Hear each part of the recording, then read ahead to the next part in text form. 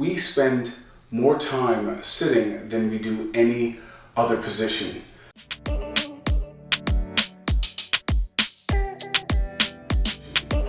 Whether it is commuting to work or even lounging by the pool, the engagement of sitting happens to be the most common ritual that we experience throughout the day.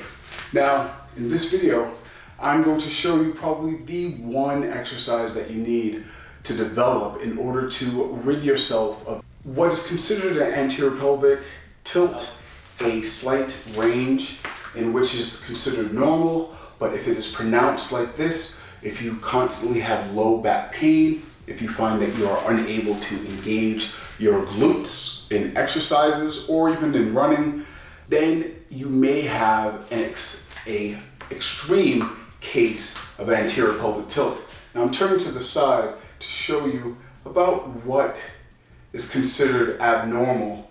You see, what you find is that the low back is extremely tight and the lower abdomen and hip flexors are a combination of 1, weak, and 2, inactive. So because we're so used to sitting down in a chair and then pushing the butt not only back, but now we tilt our lumbar spine and now we have this protrusion through the abdomen and we're not really controlling it. We're not really engaging this muscle. So I'm going to give you one exercise that if you practice this, it will help alleviate it instead of trying to remember a routine. Now, the exercise I'm going to show you is a common or a basic fundamental exercise for gymnasts, and that is the hollow body.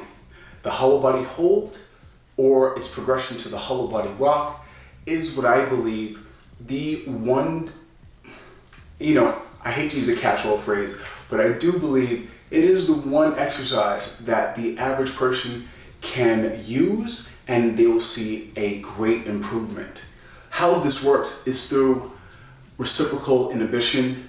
We are trying to engage the lower abdomen and the hip flexors, and once that signal of competency is sent to our nervous system or to our brain, it will then relax the workload off of the lower back. And through that exchange of information, you'll find that you'll be able to stay in a neutral pelvic position with ease. Okay, so here's the exercise. We're gonna lay down. We're gonna start first by lifting our hands, keeping our shoulder blades off of the ground as much as we can. Extend as if you're trying to reach someone and extend out. Hold this. Now, many of you may need to start just at this position. Just holding this for time will create the competency in order to move forward to the next step, in which we will raise our legs. And now what you'll find is that once we're in this hollow body hold, that the lumbar portion of the spine is closer to the ground. It's not exactly flat depending on the size of your glutes, but you can feel its contact with the ground. And that's what you want to engage, because while you're lengthening it and stabilizing in this position, now your lower abdomen and your hip flexors are now engaged. Now they're being used. Okay, and you'd hold this anywhere up to 30 seconds.